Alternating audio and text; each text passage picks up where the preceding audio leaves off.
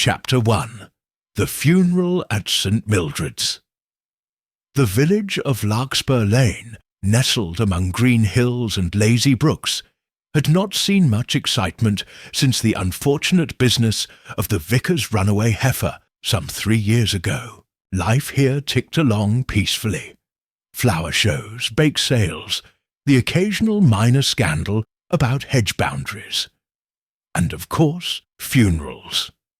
It was a funeral, in fact, that drew nearly everyone of consequence to St. Mildred's churchyard that misty September morning. Miss Marple, wrapped warmly in a dove-grey coat and sensible hat, sat quietly in the second pew, hands folded, her expression composed and unreadable. She had known of Colonel Bartram, the deceased, as everyone had. A stiff, taciturn man who had retired to the village after years spent administering parts of the empire no one liked to talk about. He had kept largely to himself in his grand but crumbling house, Stonehill Lodge, with only a housekeeper and a gardener for company. His death had not shocked anyone.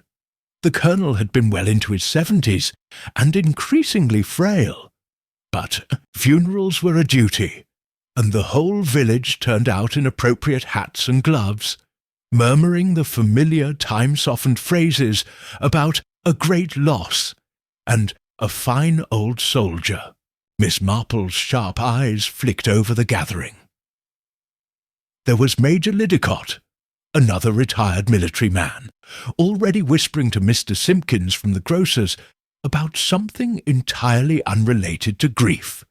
Mrs. Weatherby, the colonel's nearest neighbour, dabbing her eyes dramatically with a lace handkerchief. Young Martin Wade, the solicitor's clerk, looking far too pleased with himself for such a solemn occasion.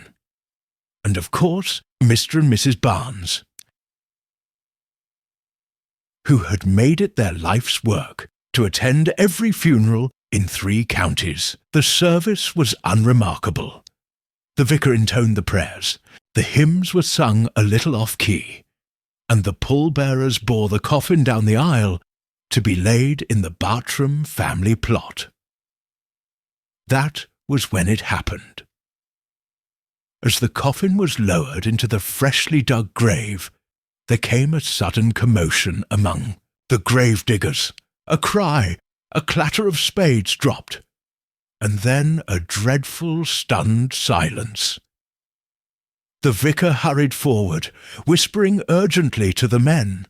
Constable Dover, who had been standing discreetly at the edge of the churchyard, sprang into action, pushing through the shocked mourners. Miss Marple, knitting needles forgotten in her handbag, rose quietly to her feet and moved closer. The crowd parted for her instinctively, as if knowing she would see what needed to be seen. At the edge of the grave, the vicar looked up, pale and sweating. His voice, usually so firm, trembled. There's already someone buried here." A gasp shuddered through the assembled villagers. Mrs. Weatherby clutched Mrs. Barnes for support. Major Lidicott swore under his breath.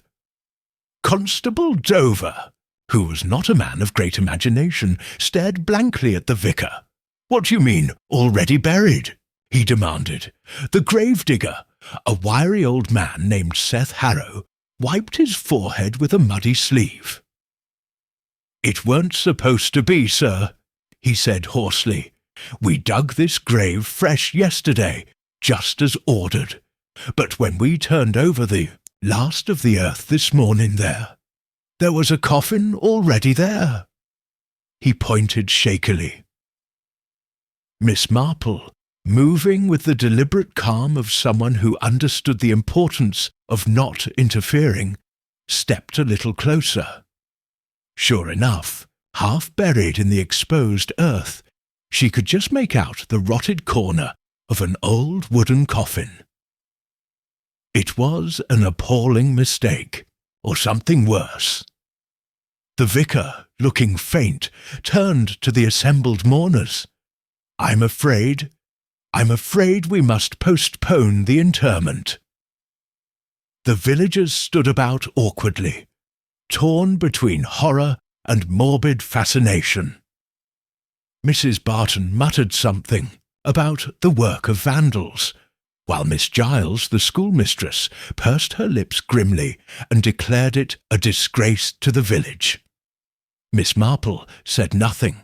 She merely watched, for she had noticed something curious, something no one else seemed to have seen.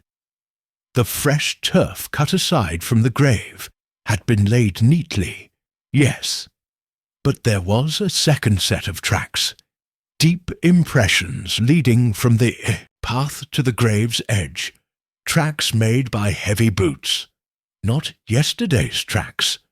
No, these were new, very new. Someone, she realized, had been here overnight, and someone had something very much to hide. Constable Dover barked orders, trying to clear the gathering crowd. Seth Harrow was ordered to stop digging until further instructions were given, and Reverend Mayhew escorted the late Colonel's coffin back to the church, where it would rest until the matter could be sorted. Miss Marple, slipping away from the confusion, made her way slowly along the path back to the village, her mind ticking quietly over the morning's events. It was a curious thing indeed to find a grave already occupied when a man was being buried. Graves, she thought, did not fill themselves, nor did coffins simply appear overnight without some purposeful hand at work.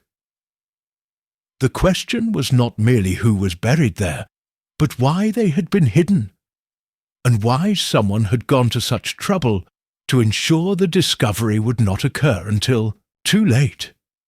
She paused at the church gate, glancing back at the huddle of black-clad villagers milling uncertainly about the churchyard. There would be gossip, of course, wild stories. Half the village would insist it was smugglers, and the other half would blame foreign spies or devil-worshippers. Miss Marple, who had seen a great deal of human nature at its worst, and occasionally its best, did not believe in such melodrama. She believed in ordinary wickedness, the sort that sprang from jealousy, greed, or desperation, the sort that lived quite comfortably in villages just like Larkspur Lane, and she intended to find out precisely whose wickedness had disturbed the peace of St. Mildred's. Chapter 2. The Village Reacts. By the time the church bells tolled midday, the whole of Larkspur Lane was ablaze with rumour. At the Red Hart Inn, Mr. Simpkins solemnly declared over his pint that smugglers had buried contraband in the grave. Miss Giles, the schoolmistress, argued it was an ancient grave disturbed by mistake. A relic of the plague years, most likely. Mrs. Weatherby leaned across the grocer's counter to whisper to Mrs. Barton that it was a sign, surely a sign, that Colonel Bartram's spirit was restless and unready to be laid to rest. Miss Marple, passing unobtrusively through the High Street with a modest basket on her arm, heard it all without a flicker of reaction. Experience had taught her that, in the early stages of any village scandal, imagination always ran ahead of truth. What concerned her more was the attitude of the officials. Constable Dover, flustered and uncertain, had sent a message to Chief Inspector Craddock at county headquarters. But until more proper assistance arrived, he seemed content to post Seth Harrow at the grave, with orders to keep everyone away, as if, Miss Marple thought dryly, curiosity could be fenced off like chickens from a garden patch. At mid-afternoon, Miss Marple took tea at Mrs. Barton's cottage, where a small impromptu gathering of villagers had assembled under the guise of moral support. The atmosphere was briskly scandalized, with plates of seed cake and best china pushed into service to fuel the speculation. "It's a most shocking thing," declared Mrs. Weatherby, helping herself liberally to jam sponge. "Absolutely shocking. An outrage against Christian burial." "I heard," Mrs. Barton said in an urgent whisper, "that poor Seth nearly fainted dead away when he saw the old coffin. Says it looked like it had been dug up and dropped in just recently." "Well, I don't believe it's smugglers," sniffed Miss Giles. "More likely some tramp, poor wretch, trying to hide a body. Disgraceful." Major Lidicott cleared his throat importantly. "If you ask me, and I dare say no one has, it's clearly a case of murder. Mark my words, murder, hidden right under our noses." The assembled ladies shivered appreciatively. Miss Marple sipped her tea and said nothing. It was only when the conversation had turned to the quality of the marmalade in the harvest festival baskets that something of real interest occurred. Young Martin Wade, the solicitor's clerk, who had been idling in the corner pretending disinterest, leaned forward and said, a little too casually, "Still, it's funny, isn't it? Old Bartram, of all people. You'd think he'd have arranged his own grave properly." Mrs. Barton blinked. "What do you mean, Martin?" Martin shrugged, but Miss Marple noted the slight quickening of his speech, the way his hand tapped restlessly on the armrest. "Oh, nothing. Just, well, I had to take some papers up to him not long ago. His will and so forth. He was very particular about being buried next to his first wife, you know. Insisted on it." The ladies murmured politely, but Miss Marple's mind sharpened. Colonel Bartram's first wife had died decades ago, during his time in India. The village knew little about her. She had never lived at Stonehill Lodge. But it was widely accepted that the colonel had maintained a kind of shrine to her memory. And now there was an unidentified body lying exactly where the colonel's grave was supposed to be. Miss Marple set down her cup. "Martin, my dear," she said mildly, "would you happen to know who arranged the burial site?" Martin looked slightly uncomfortable. "Well, it would have been Mr. Mortimer, the solicitor, but the colonel gave very strict instructions. Everything was prearranged. Prepaid even. Seth Harrow just dug where he was told." Miss Marple nodded, filing the information away. There was something distinctly wrong about the whole affair. If Colonel Bartram had been meticulous about his grave, how could such a mistake have occurred? Someone, somewhere, had interfered. The question was, why? That evening, as dusk fell and the village slowly quieted, Miss Marple took a solitary walk up towards Stonehill Lodge. The house loomed above the village on a slight rise, its once proud gardens gone to seed, ivy clawing at the brickwork like desperate fingers.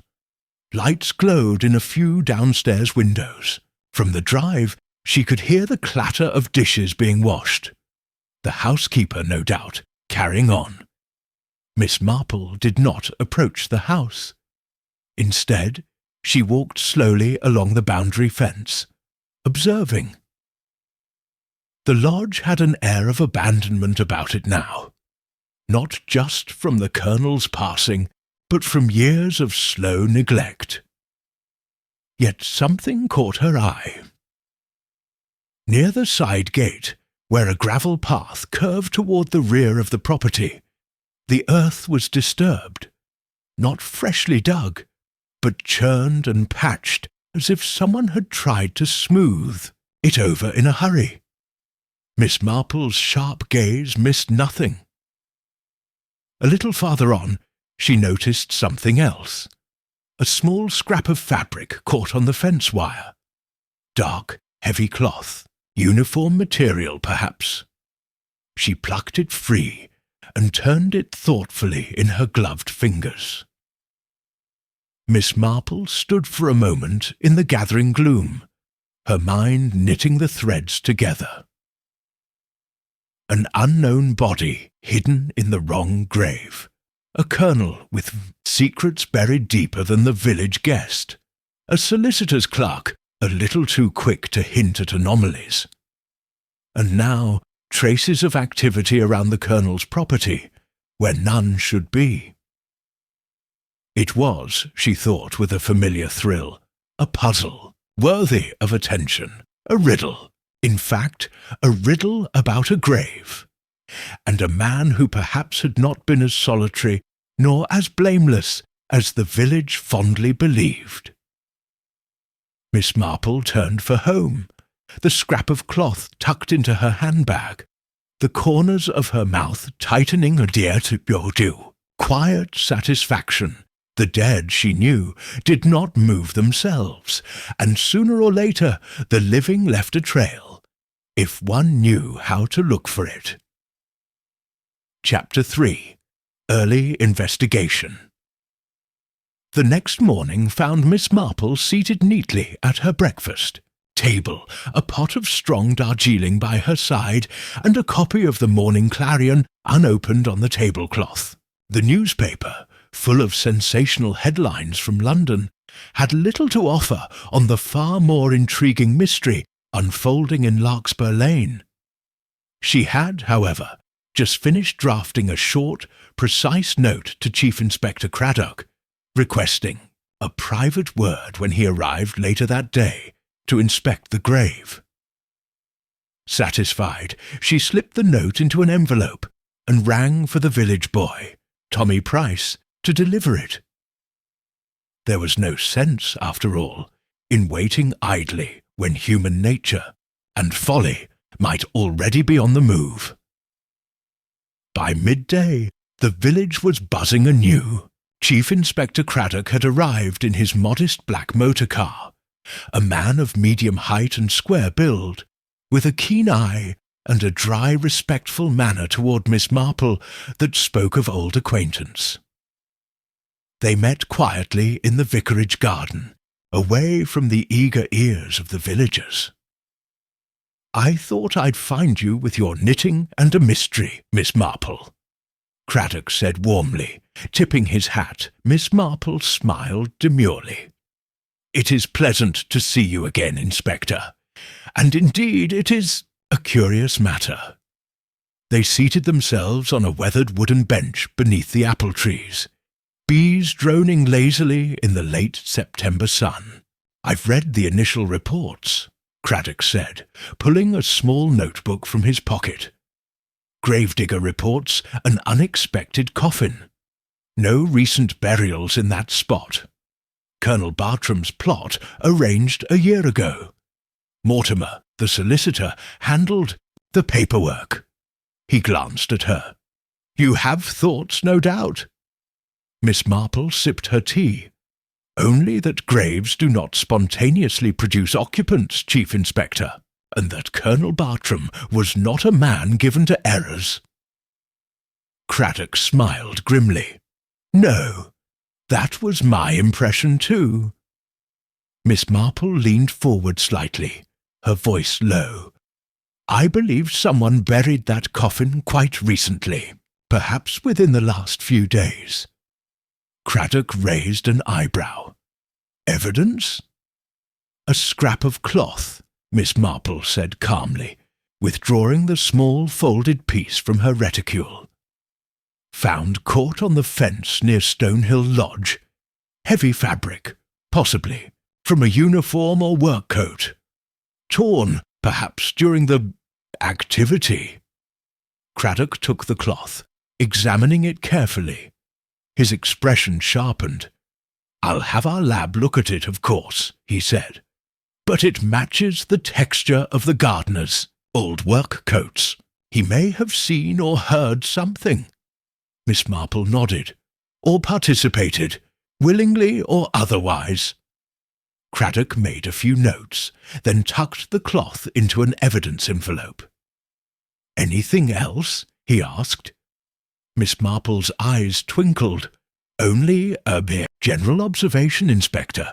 Martin Wade, the solicitor's clerk, knows more than he says." And Mrs. Weatherby, for all her theatrics, seemed rather eager to suggest supernatural explanations. Often, those most eager to dismiss a mystery know it to be real. Craddock smiled. "Very good. We'll begin questioning shortly. Quietly." Miss Marple rose, brushing a leaf from her skirt. "I think," she said thoughtfully, "it might also be useful to examine Colonel Bartram's will." Craddock's brow furrowed. "You think there's a motive beyond mere concealment?" "Motives," said Miss Marple gently, "are like onions, layered. One must peel carefully, or risk missing what lies beneath." That afternoon, the vicarage hall was briefly transformed into an informal inquiry room.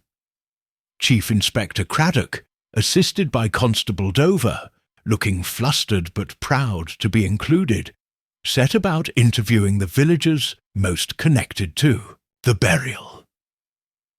Seth Harrow, the gravedigger, came first, a nervous man with dirt permanently ingrained in the creases of his hands. "I swear, sir, the ground was firm when we dug it," he insisted, voice trembling. "No sign of no one there before." "But when did you dig the grave exactly?" Craddock pressed. "Day before the funeral, sir. Finished it by late afternoon. Locked, the gate behind us, as we always do. And no signs of disturbance when you left?" "No, sir, none." Miss Marple, knitting quietly in a corner, listened without appearing to. Next came Martin Wade. The young clerk was composed but a shade too glib, his smile too ready. "Colonel Bartram was very particular, as I said before," he reiterated. "Everything arranged neatly, paid in full, no debts." Craddock leaned back. "And you were the last to see the Colonel alive, apart from his housekeeper." Martin shifted slightly. "Well, perhaps. I dropped off some papers 3 days before he passed. He was frail, but lucid." "And the will?" Craddock asked. "Left everything to a distant nephew in Devon. Fellow named Gerald Bartram. Never met him myself." Miss Marple noted the slight flicker of distaste in Martin's expression. "And no mention of a change of plans? No additions to the will?" Martin hesitated a fraction. "Too long?" "No, sir," he said too firmly. Miss Marple's needles clicked steadily. After Martin came Mrs. Weatherby, tearful, dramatic, insisting she had seen an eerie blue light in the churchyard 2 nights before the funeral. Craddock thanked her gravely, but once she had left, he muttered under his breath, "Blue light, my foot." Miss Marple smiled faintly. It was just past tea-time when Constable Dover returned, looking both excited and puzzled. "Found something, sir, behind the shed at Stonehill Lodge." He placed a battered mud-streaked spade on the table. "Old," he said, "but not that old, and recently used." Craddock examined it with interest. "No initials, no marks. None, sir. But it matches the cut marks in the grave soil, Seth says." Miss Marple rose, smoothing her skirt. "Then," she said softly, "we are very close." Craddock glanced at her, understanding. The coffin had not been there a month ago. It had not been there a week ago. It had been placed there, secretly, at night, by someone with access to Stonehill Lodge, and a very real fear of what might be discovered if they did not act. Now, it was simply a matter of uncovering who and why, and Miss Marple, who knew the small betrayals and greater follies of human hearts so very well, intended to find out. Chapter 4. First Suspects. The next morning dawned crisp and clear, the mist burning off the village green in slow, swirling tendrils. In the light of day, the situation at St. Mildred's seemed no less baffling. The unauthorized coffin, the disturbed grave, the missing hours between the digging and the burial, all pointed to one thing: deliberate interference. Chief Inspector Craddock, armed with patience and method, began narrowing the field. "We must ask," he said to Miss Marple, as they met discreetly outside the vicarage, who had both the opportunity and the motive. Miss Marple nodded approvingly. "Quite so, Inspector. Opportunity is often more widespread than one thinks. Motive, however, that is far more revealing." Craddock had drawn up a modest list. Seth Harrow, the gravedigger; Mr. Mortimer, the solicitor; Martin Wade, the eager young clerk; and the few villagers who had access to Stonehill Lodge in those final days. As for Mrs. Weatherby and her blue lights, well, Craddock was not inclined to credit ghost stories, though he noted it carefully all the same. In Miss Marple's experience, even the most foolish tale could hide an uncomfortable truth. The first to be called back for questioning was Seth Harrow. He arrived at the temporary inquiry room looking more miserable than ever, his cap twisting in his rough hands. "I tell you, sir," he repeated, voice cracking, "I dug proper, as ordered. Never saw nor heard nothing strange." "You live near the churchyard?" Craddock asked mildly. "Just down the lane, sir." "And you were at home the night before the funeral?" Seth hesitated. Well, mostly." Miss Marple's knitting needles clicked softly in the corner. "Mostly?" Craddock prompted. Seth shuffled, visibly sweating. "Went up to the Red Hart for a pint. Back by 10:30, I swear it. Didn't hear nothing after that." Craddock nodded. "Thank you, Mr. Harrow." When Seth had gone, Miss Marple looked up. "Poor man," she said gently. "A creature of habit, easily led if pressured." Craddock grimaced. "Or bribed." "Perhaps," Miss Marple said thoughtfully. "But I think not. I think he truly fears he missed something, and fears even more being blamed." Craddock tapped his pen against his notebook. "Which means someone else acted, while he slept the sleep of the honest and the slightly tipsy." The next visitor was Mr. Mortimer, the solicitor. He was a spare man in a neat dark suit, his manner brisk, his spectacles flashing in the morning sun. "I'm afraid I cannot be of much assistance," he said coolly. "The Colonel's instructions were explicit. Burial site arranged. Payments made. All quite proper." "No irregularities at all?" Craddock asked. Mortimer's mouth tightened. "None that concern me." Miss Marple, seemingly absorbed in her work-basket, noted the slight emphasis on the last word. "Forgive me," she said quietly, "but it does sometimes happen that arrangements made in good faith are altered, especially if someone had access to sensitive information." Mortimer stiffened. "The Colonel's will was sealed and registered. No room for tampering." "And yet," Miss Marple murmured, there is room, apparently, for someone to tamper with the resting place itself. Mortimer gave a short, humourless laugh. A prank, perhaps, or malice, but nothing to do with the Colonel's legal affairs. Miss Marple inclined her head politely, but she caught the quick flicker in the solicitor's eyes. A flash of something very much like fear. Not guilt, perhaps, but fear. When Mortimer had gone, Craddock leaned closer. "You think he's hiding something?"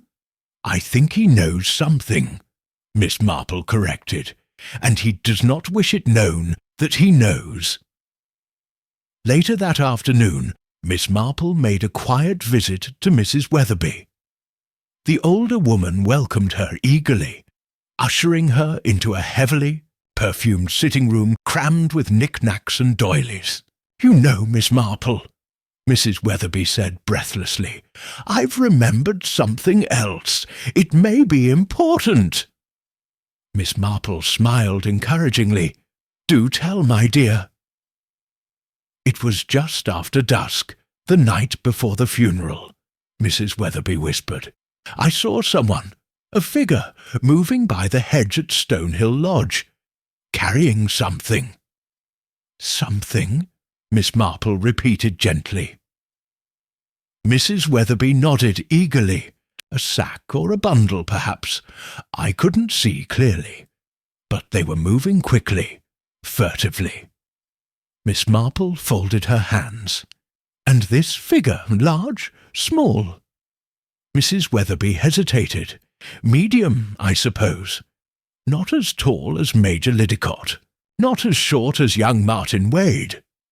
Miss Marple's mind whirred quietly. "Male or female? I couldn't tell," Mrs. Weatherby admitted, crestfallen. "Still," Miss Marple said kindly, "you have been most observant." As she walked home under the gathering twilight, Miss Marple weighed the information carefully. Someone moving by Stonehill Lodge after dusk.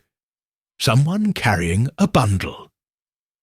The spade hidden behind the shed. The disturbed earth near the side gate. Concealed grave and overlaying it all. The lingering unanswered question, who was buried there?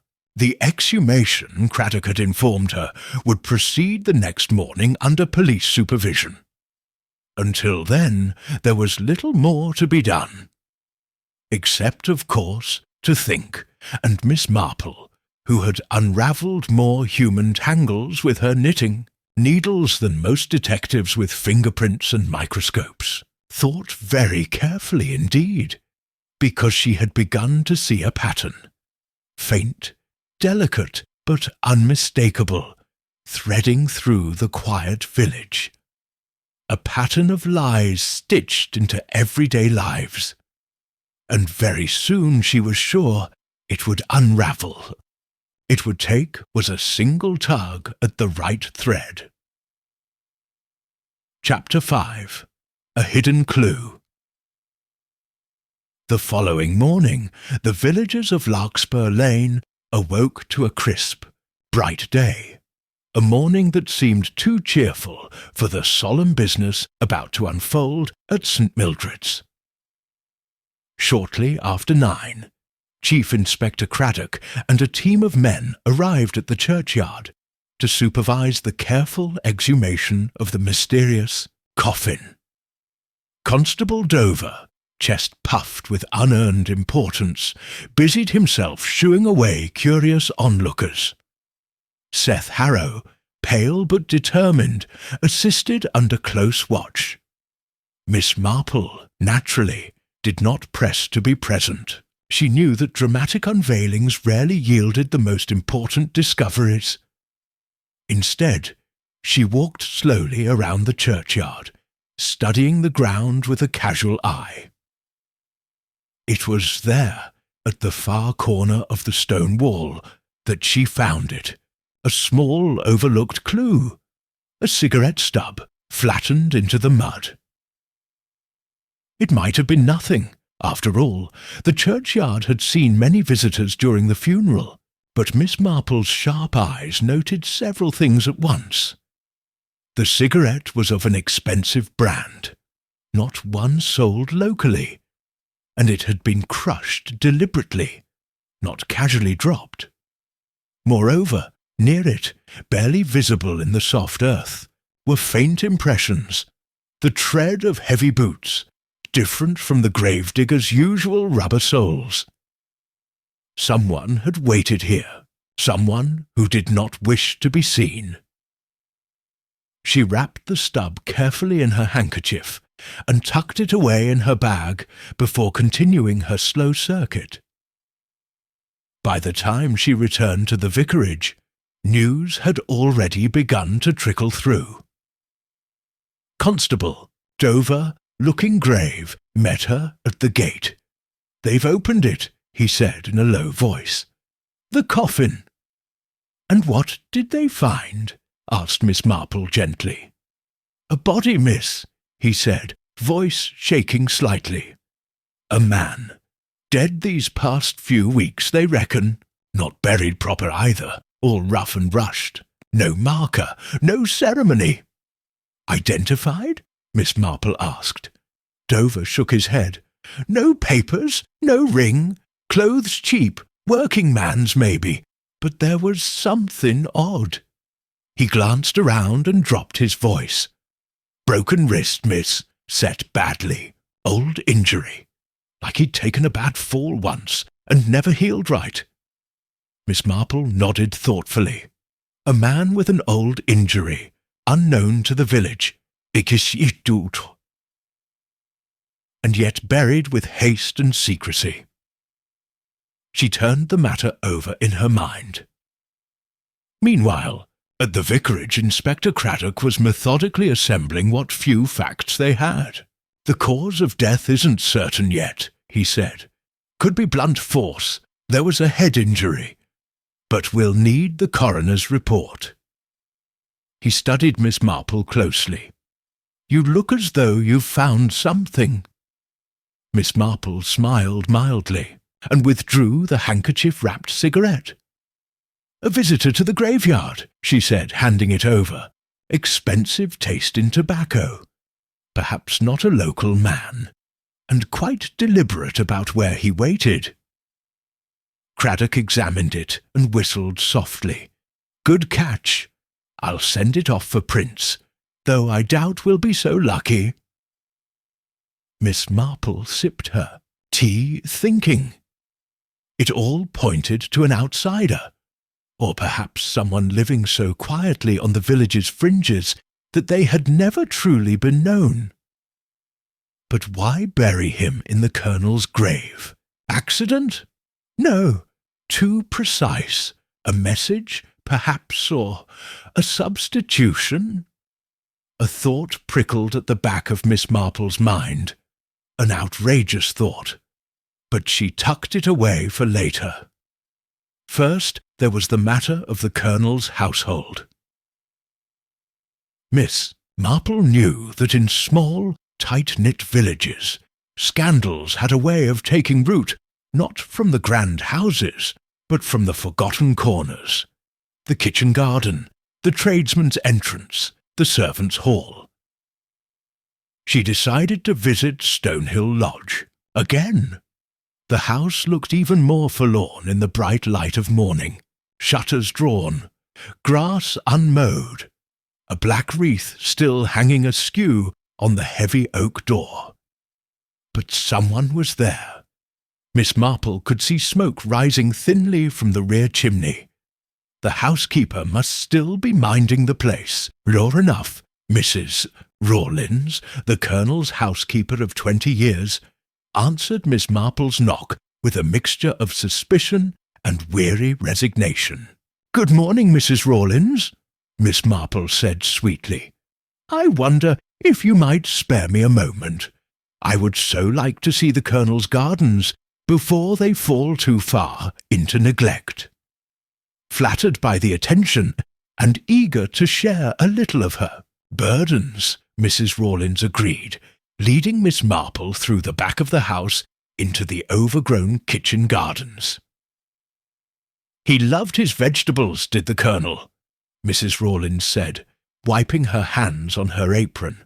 Lettuce, carrots, marrow, grew 'em all himself.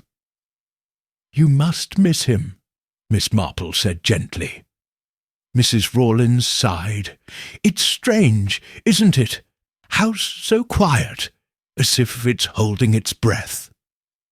They walked slowly between the beds, Miss Marple asking small, seemingly innocent questions. And then, quite by accident, or so it appeared, she remarked, It's curious, you know, about the grave mix-up. Mrs. Rawlins froze for a moment, then busied herself with pulling a weed. Terrible business, she muttered. Shocking. Miss Marple smiled kindly. It makes one wonder, doesn't it, what secrets the earth might hold, Mrs. Rawlins said nothing. After a pause, Miss Marple continued casually. Of course, one forgets how many visitors great houses receive. Tradesmen, delivery boys, workmen. So easy for someone to come and go unnoticed. At last, Mrs. Rawlins spoke. And when she did, her voice was low. There was a man, she said without looking up. About a fortnight before the Colonel passed. Rough-looking. Came by asking after. Odd jobs. The Colonel sent him away. Said he wasn't hiring no tramps. A tramp? Miss Marple prompted gently. Mrs. Rawlins shook her head.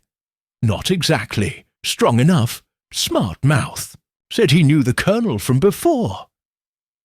Miss Marple's heart quickened. Before? She repeated. Mrs. Rawlins wiped her hands again. Something about India. I didn't catch all of it. The Colonel wasn't best pleased, I can tell you. He near slammed the door off its hinges. And this man, did he come back? Mrs. Rawlins hesitated.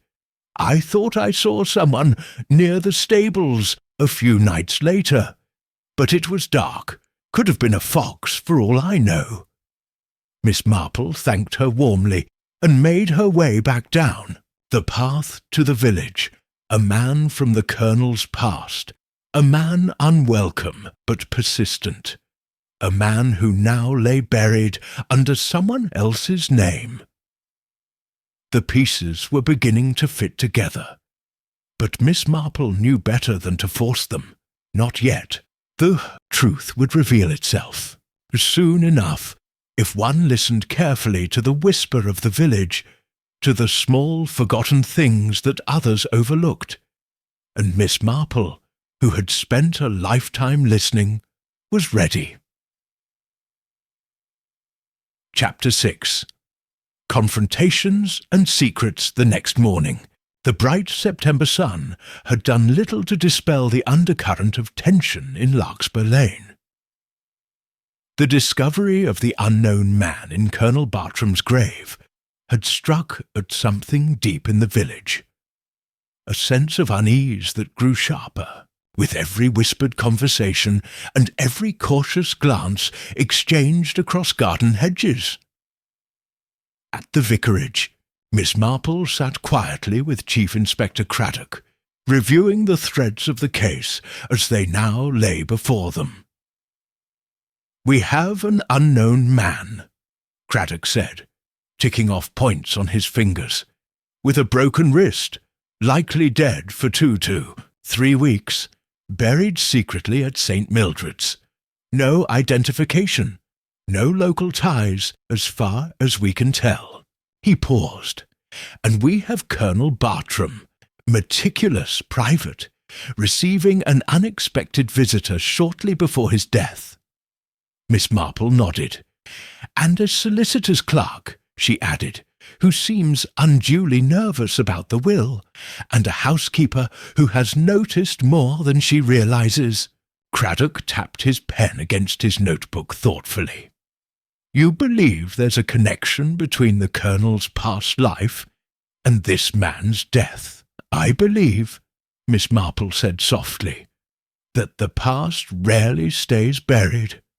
especially when there are debts still unpaid." Craddock looked at her sharply. "And you believe the Colonel's death?" Miss Marple shook her head gently. "Oh, no. I believe Colonel Bartram died quite naturally. But his death created an opportunity, and someone seized it." She rose, smoothing her skirt. "And I believe it is time," she said, "to start asking sharper questions." The first confrontation took place at the Red Hart Inn. Martin Wade was seated at a corner table, sipping a pint and fidgeting with a stack of solicitors' papers. His head jerked up when Miss Marple and Chief Inspector Craddock entered, but he masked his surprise poorly. "Good afternoon, Mr. Wade," Miss Marple said cheerily, as if they had merely stumbled upon him by accident. Craddock was less casual. He took a seat opposite Martin, pulling out his notebook. "I wonder if you might clarify something," he said in a pleasant, dangerous tone. Martin's fingers drummed nervously against his glass. "Clarify?" he echoed. "Yes, you see, there's some confusion about the will. You told us the Colonel's instructions were clear, and yet—" Craddock smiled without warmth. "There are signs that something was altered very near the end." Martin flushed a dull red. I don't know what you mean." Miss Marple leaned forward slightly. "Forgive me, dear boy, but you seem a little anxious for someone with nothing to hide." Martin set down his glass too hard, spilling a little beer. "I didn't do anything wrong," he burst out. I only helped."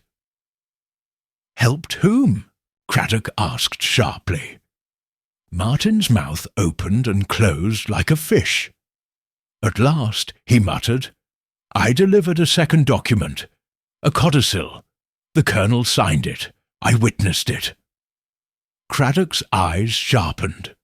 "What was in the codicil?" Martin licked his lips. It cut out Gerald Bartram, the nephew, left everything to a man named Richards. Said he was a debt unpaid." Miss Marple and Craddock exchanged a glance. "And where is this codicil now?" Craddock asked. Martin's voice dropped to a whisper. "Burned." Miss Marple's voice was very soft. "Burned, Mr. Wade." Martin nodded miserably. "Mr. Mortimer said it was safer after the Colonel died suddenly. It could cause a scandal. No proof the Colonel wasn't pressured. Better to let the original will stand." Craddock sat back, disgusted. "You realize, of course, that destroying a testamentary document is a serious offence?" Martin buried his head in his hands. "I didn't mean to get into trouble. I just did what I was told." Miss Marple's gaze was pitying but firm. "And who is Mr. Richards?" Martin shook his head. "I don't know. The Colonel never spoke of him. Only that he was an obligation. Something he had to put right." Craddock closed his notebook. "Thank you, Mr. Wade. We'll be speaking to Mr. Mortimer next." As they left the inn, Miss Marple said softly, "You see, Inspector, the past is scratching at the door."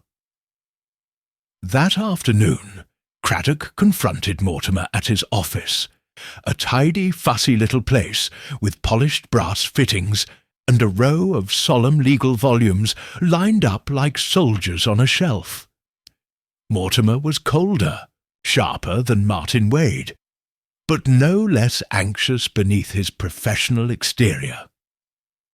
"I acted in the best interests of my client's reputation," he insisted when confronted with Martin's confession.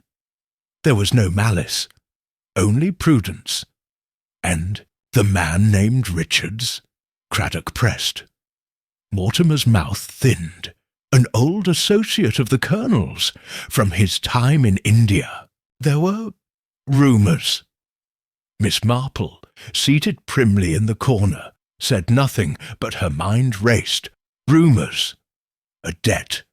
A second will destroyed, and a dead man hidden in the wrong grave. The outline of the story was becoming clearer. By the time Miss Marple returned to her cottage that evening, the final pieces of the pattern were almost ready to fall into place. As she set her kettle on to boil, she thought back over all she had learned. Colonel Bartram had wronged someone long ago, a man named Richards. He had tried to set it right at the end, amending his will, but Richards, or someone connected to him, had come to Larkspur Lane too late, had demanded something more than money, and now a body lay hidden where the Colonel's had been meant to rest, a substitution so brazen it could only have been born of desperation. Miss Marple stirred her tea thoughtfully. Tomorrow, she knew, the final truth would come to light, and when it did, it would be as sordid, as foolish, and as human as it always was beneath the surface. She only needed one more careful step, one small, quiet nudge, and the whole tapestry would unravel just as it always did. Chapter 7. Another twist morning broke over Larkspur Lane with a crisp bite in the air, the leaves beginning to turn in earnest to shades of gold and copper.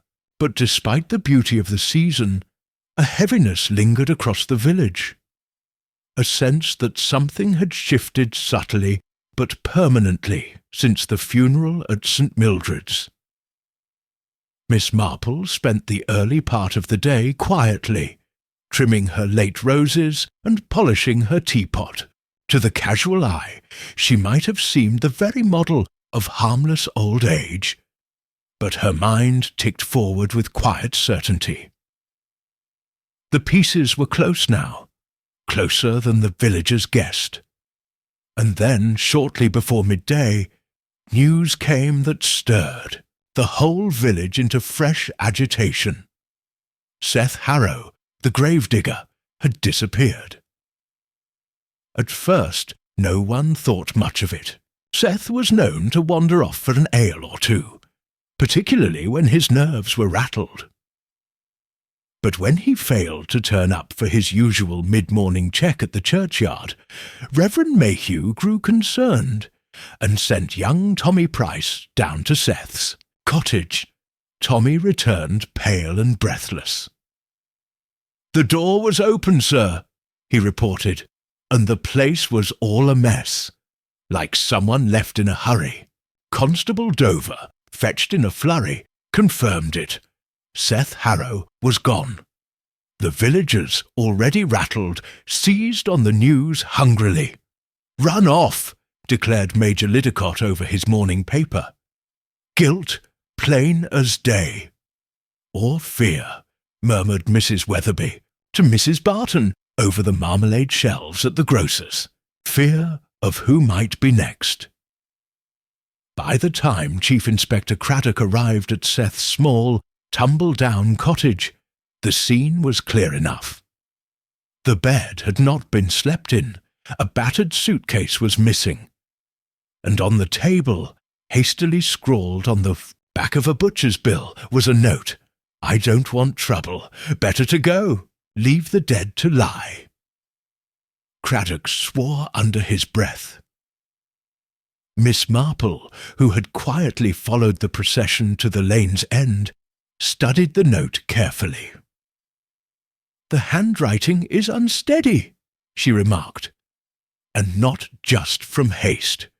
Fear, Inspector, genuine fear." Craddock folded the note grimly. "Fear of what, I wonder?" Miss Marple said nothing aloud, but she had her suspicions. Seth Harrow, she believed, had seen more than he had admitted. perhaps even helped, unwillingly, under pressure or threat, to hide the body now lying in the Colonel's grave. And now, with the investigation tightening, he had panicked. "Men like Seth," she said softly, "are not made for the strain of secrecy. It eats at them like rust." Craddock glanced at her sharply. "You think he's running from guilt?" "I think," said Miss Marple thoughtfully, "that he's running from someone he fears far more than the police." Later that afternoon, Craddock gathered a small group at the vicarage. Reverend Mayhew, Martin Wade, Mrs. Barton, and Miss Marple herself. "We need to be clear," he said crisply. "There are two matters before us. First, the murder, for that it surely is, of the unknown man buried in the Colonel's grave. Second, the deliberate concealment of that body, presumably to prevent its discovery." He paced the hearthrug.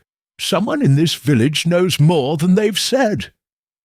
Martin Wade fidgeted visibly.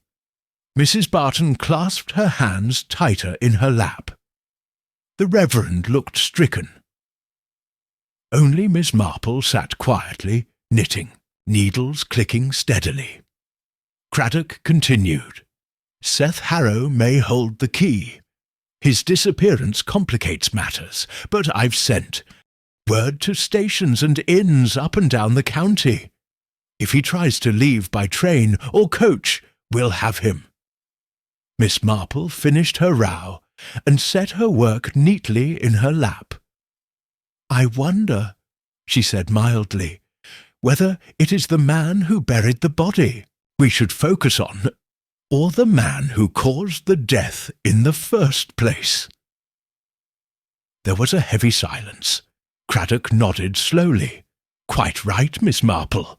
Burying a body in secret is desperate work, but killing a man, that's a different weight entirely." "And it is desperation," Miss Marple said gently, "that often leads to clumsiness." She glanced at Martin Wade, whose complexion had gone distinctly blotchy. "Wouldn't you agree, Mr. Wade?" Martin jumped to his feet. I don't know anything," he stammered. "I only did what Mr. Mortimer told me. Burn the codicil, that's all." The others stared at him in shock. "You see," Miss Marple said, still gently, "guilt has a way of ripening under pressure." Craddock stepped in swiftly. "You're not being accused of murder, Mr. Wade, but you are guilty of tampering with legal documents. And if you wish to see mercy, it would be wise to tell us everything you know." Martin sank back into his chair, looking utterly defeated. "I swear," he mumbled, "I don't know who the dead man is. But there was something odd that last time I went to Stonehill Lodge." Craddock leaned forward. "Yes." Martin wiped his hands on his trousers. "I saw the Colonel arguing with someone, out by the stables, a rough-looking man, big, angry. They didn't see me. I ducked away. I didn't want to get involved." Miss Marple's eyes sharpened. "And this man, did you recognize him?" Martin shook his head. "Never seen him before." Craddock exchanged a glance with Miss Marple. The pieces were fitting now, but one crucial part remained hidden, the identity of the dead man, and the question, who still living among them had wanted him silenced so badly. As evening fell, Miss Marple took a slow walk through the village. The shadows lengthened. Lamps flickered into life behind lace curtains. Somewhere a dog barked. In the distance, the bell at St. Mildred's tolled the hour. She paused at the gate of the churchyard, looking across the graves now bathed in golden light. The dead did not lie easily here tonight. Not yet, but soon, very soon, Miss Marple. Her shawl, wrapped tight around her shoulders, smiled slightly to herself. There was one thread left to pull, and when she did, she had no doubt the whole fabric of lies would come tumbling down. Chapter 8. Miss Marple's Final Test. The following morning, Miss Marple rose earlier than usual, her mind already quietly arranging the pieces of the day ahead. The time for gentle listening was over. Now came the time for careful pressure, the sort that would reveal the last stubborn truth. She sat at her neat writing desk, penning 3 short notes. One was for Chief Inspector Craddock, asking him to come to the vicarage that afternoon for tea, and to bring Seth Harrow with him if the constables located him, as Miss Marple suspected they would. The second was for Mrs. Barton, inviting her to a small gathering to discuss the final arrangements for the churchyard's autumn clean-up, a plausible pretext for assembling witnesses without arousing suspicion. The third was for Mr. Mortimer. Miss Marple had chosen her words with great care. A simple line: "Certain developments regarding Colonel Bartram's estate may require your urgent attention." She knew well enough that a solicitor's nerves could be finely tuned to the word developments, especially when guilty knowledge was involved. By 2:30, the guests had assembled in the vicarage's modest sitting-room. Mrs. Barton, fluttering, with excitement and confusion, Mr. Mortimer pale and stiff, his mouth drawn tight, Martin Wade, fidgeting and pale, Reverend Mayhew, visibly uncomfortable, and Seth Harrow, red-eyed, dishevelled, brought in by Constable Dover, who hovered anxiously by the door. Miss Marple, a small, neat figure in pale grey, presided over the gathering with the innocent air of a woman hosting nothing more serious than a whist drive. Chief Inspector Craddock stood silently near the fireplace, arms folded, watching. Miss Marple poured tea and passed the biscuits before seating herself, with the quiet authority of someone about to conduct a very particular kind of inquiry. "I thought," she said pleasantly, "that it might be useful to bring us all together, to clear the air." No one spoke. Miss Marple smiled kindly. "Because, you see, there has been a mistake." Still no answer. Only shifting eyes and the clink of Martin Wade's cup against its saucer. "A man lies dead," she continued, "buried in a grave not meant for him, and though many here may feel that it is not their concern, the dead," she said gently, "have a way of disturbing the living." She turned her gaze first to Seth Harrow. "You were frightened, Seth," she said softly. "Frightened enough to run, but not, I think, because you killed anyone." Seth swallowed hard. "I didn't, miss," he said hoarsely. "I swear it." "I believe you," Miss Marple said. "But you helped bury the body, didn't you?" Seth's face crumpled. "I didn't know what else to do," he burst out. "He threatened me, he did. Said if I didn't help, he'd make it look like I'd killed the colonel. I'm just a poor man, miss. I didn't want no trouble." "Who threatened you, Seth?" Craddock asked sharply. Seth's gaze flickered, not to Mortimer, not to Martin, but to Reverend Mayhew.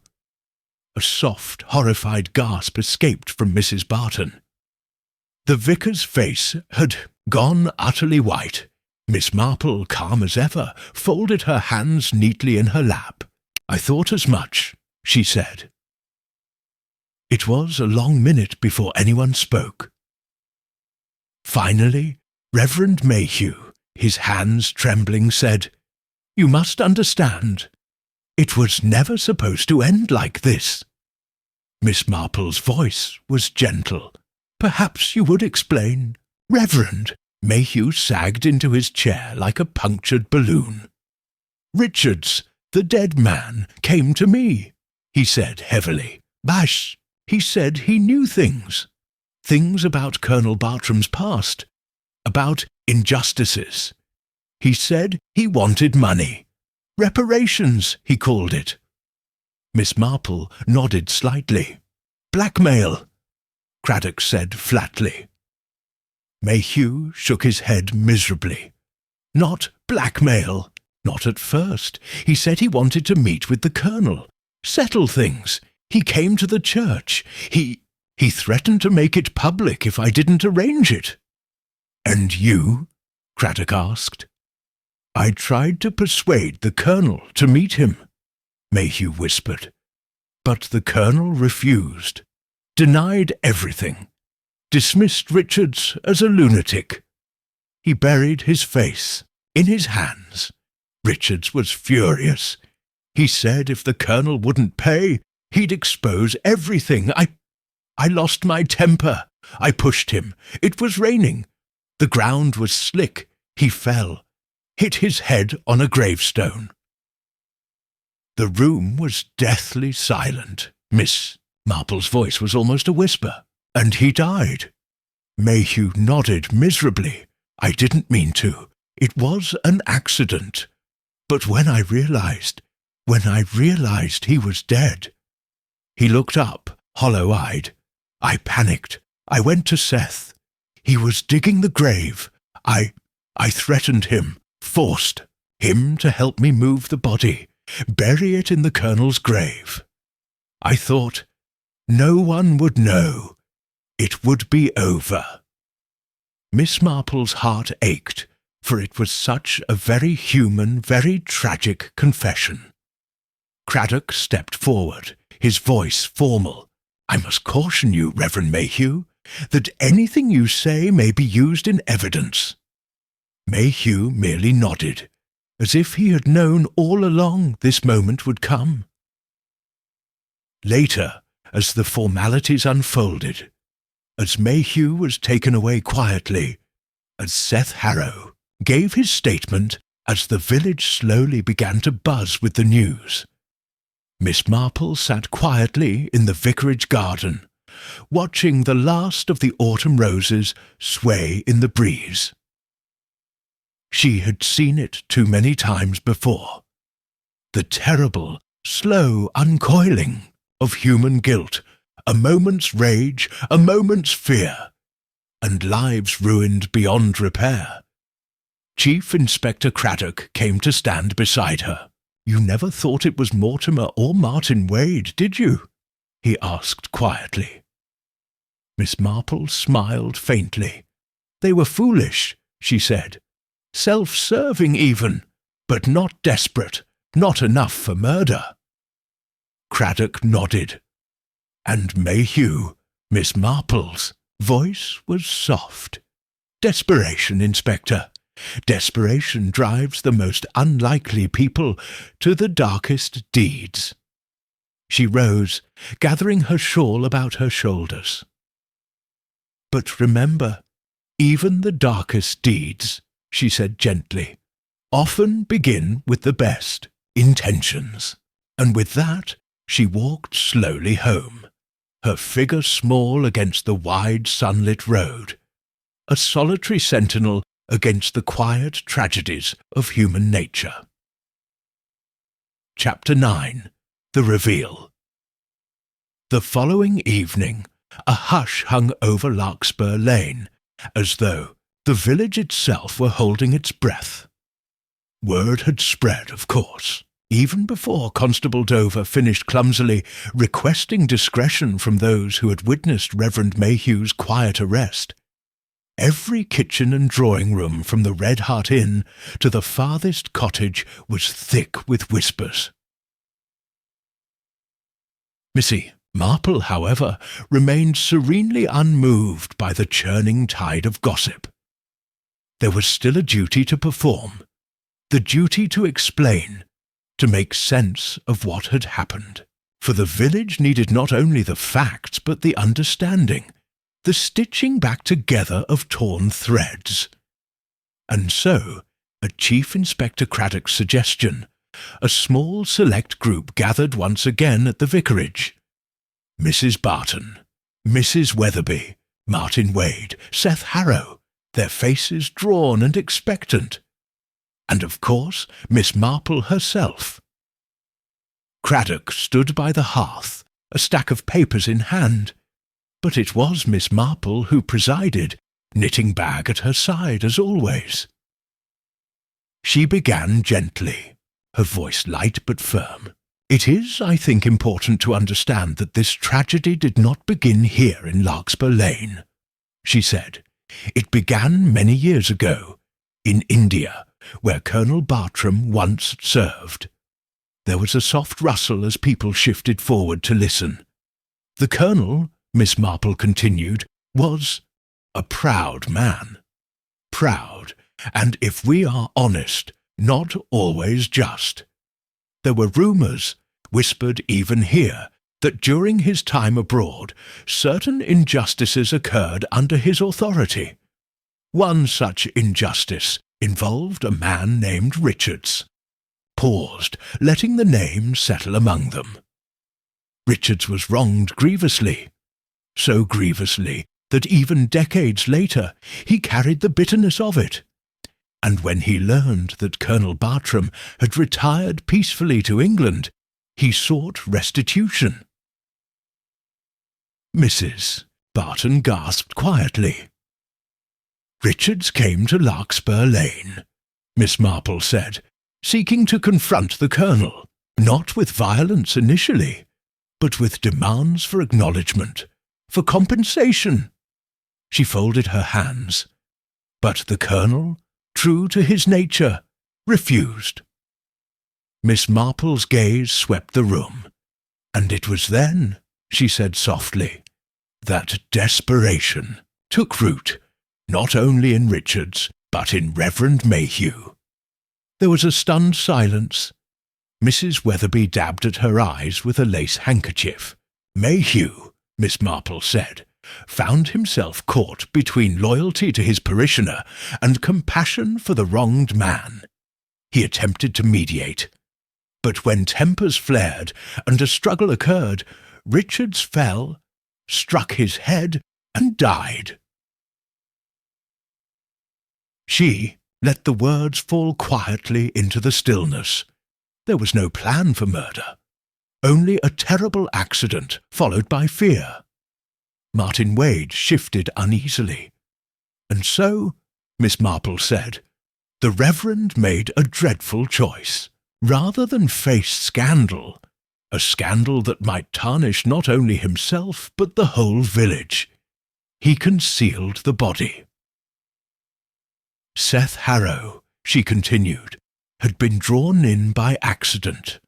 Threatened, frightened, he had helped bury the dead man in the only freshly dug grave available.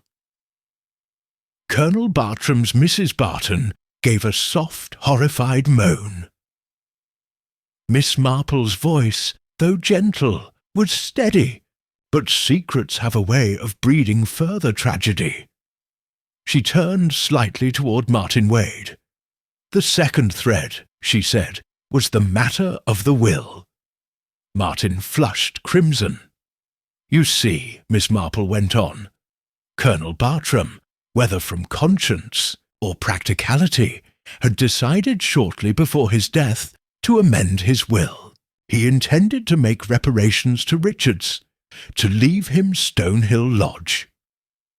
There was an audible gasp, but when the Colonel died, quite naturally of heart failure, the only ones who knew of the codicil were Mr. Mortimer and Mr. Wade. Martin bowed his head. They feared, Miss Marple said, that honouring the codicil would raise questions about Richards, about the Colonel's past, and so they destroyed it, allowing the original will to stand and the estate to pass to Gerald Bartram, a distant nephew who would never look too closely at the matter. Chief Inspector Craddock cleared his throat. And that, of course, he said, is a crime in itself, suppressing a legal testament. Martin Wade buried his face in his hands. Miss Marple picked up her knitting, her needles flashing once, twice, then still.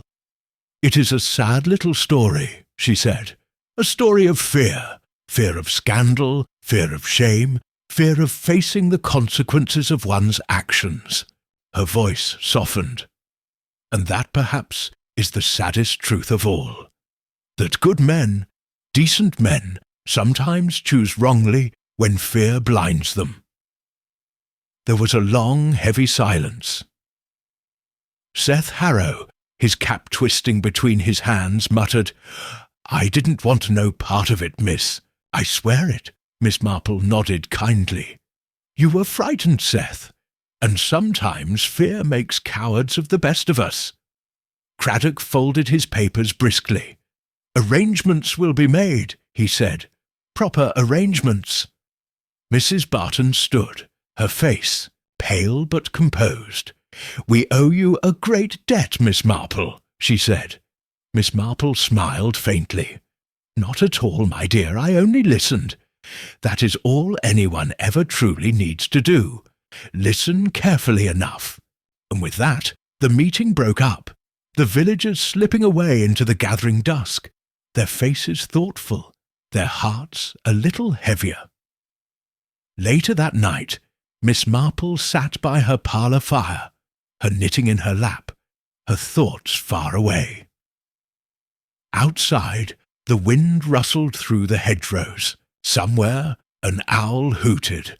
Life in Larkspur Lane would return to normal soon enough. The grass would grow over the disturbed graves. New gossip would replace old. Weddings, christenings, the harvest festival. The slow, steady pulse of village. Life would continue.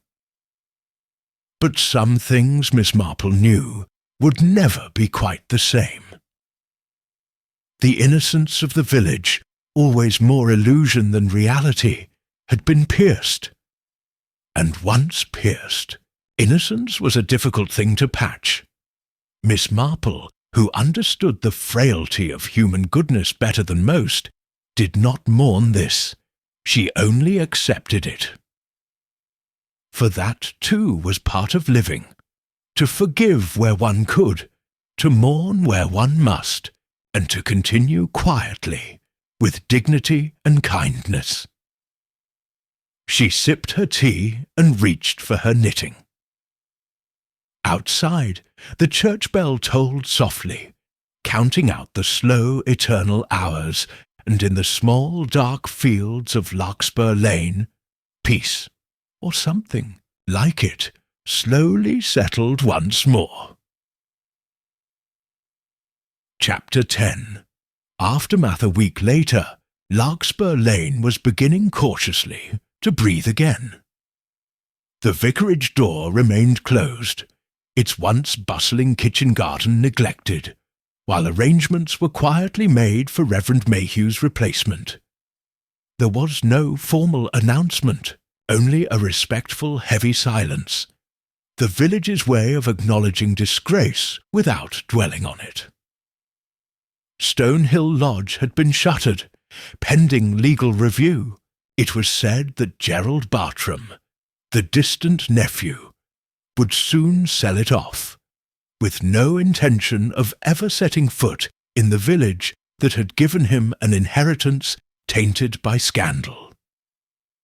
Life, outwardly, resumed. The harvest festival went ahead, though the laughter was a little subdued. Mrs. Barton resumed her sewing circle. Seth Harrow returned to tending the graves at St. Mildred's, moving with a care that spoke of lessons learned. And yet, some things could not be mended with cakes and fairs and whispered prayers. Trust, once broken, left seams visible to the sharp-eyed. Miss Marple, who had watched human nature reveal its little tragedies time and again, knew better than to expect more. It was enough, she thought, that the dead had been given truth, and that the living had been given a chance, however difficult, to begin again. One late afternoon, Chief Inspector Craddock called at Miss Marple's cottage, his hat in hand, a thoughtful expression on his face. They took tea together under the rose trellis, the last blooms of autumn scattering petals onto the neatly swept path. "I've been thinking," Craddock said slowly, setting down his cup. "It's remarkable, really, how it all unravelled." Miss Marple smiled, her knitting needles moving lightly. "Human nature," she said simply. "It never stays tied neatly in knots. Inspector, not for long." Craddock chuckled softly. "You saw it from the beginning, didn't you? That it wasn't the Colonel, or the solicitor, or even poor Seth Harrow we should be watching most closely." Miss Marple's needles clicked quietly. "I saw," she said gently, "that the truest sign of guilt is not anger, nor even fear, but the desperate need to pretend that nothing is wrong." She paused, looking across her garden to where the shadows of the apple trees lengthened against the fence. Reverend Mayhew carried that burden the moment he insisted on silence rather than confession. Seth Harrow carried it clumsily. Martin Wade and Mr. Mortimer carried it foolishly. But it was always there if one listened carefully enough. Craddock shook his head in admiration. "You have a rare gift, Miss Marple." She smiled politely. "No, Inspector. Only a long life spent watching village life, and a certain understanding that wickedness is often far more ordinary than we like to believe." Craddock rose, brushing crumbs from his coat. "One day," he said, "you must write it all down. Your observations." Miss Marple's eyes twinkled. "Perhaps when I'm old," she said mischievously. They laughed together, and Craddock took his leave, walking back toward the village under a sky just beginning to flush pink with the setting sun. Later that evening, Miss Marple tidied away her teacups, folded her knitting, and sat for a long time by the window, watching the stars prick into existence one by one. The village was quiet now. Stonehill Lodge sat empty. The vicarage, too, would soon have a new face at its pulpit, and Mrs. Barton was already speculating, rather hopefully, about a bachelor vicar. The scandal, like all scandals, would soften into legend. A sad tale told over winter fires, losing its sharpness with every retelling. And that was as it should be. Miss Marple understood that life did not linger long in sorrow. Villages like Larkspur Lane knew how to patch over wounds. Imperfectly, yes, but faithfully, and yet not everything could be so easily mended. The wrong grave still lay at St. Mildred's, though now marked properly with a simple, modest stone. Here lies William Richards. May he rest in peace. The villagers brought fresh flowers from time to time, perhaps out of guilt or kindness, or simply the human wish to set things right in small ways. Miss Marple thought it a fitting end. The dead man's bitterness had found its final silence. The Colonel's pride had found its reckoning. And the village, too, had learned, if only for a while, that the past was never truly gone. It merely waited, quiet and unseen, for the right moment to rise. As she drew the curtains and prepared for bed, Miss Marple paused a moment longer by the window, the night breeze stirring the lace lightly. There would be other mysteries, of course, other secrets hidden in small gardens, whispered behind tea trays, folded into careful letters and half-truths. Miss Marple, who had watched over them all her life, would be ready, always ready, because evil was not some grand, dramatic thing she knew. It was quiet, it was ordinary, and it always, always wore a familiar face. With a small, knowing smile, Miss Marple extinguished the lamp and let the deep, eternal peace of the English countryside close around her. For now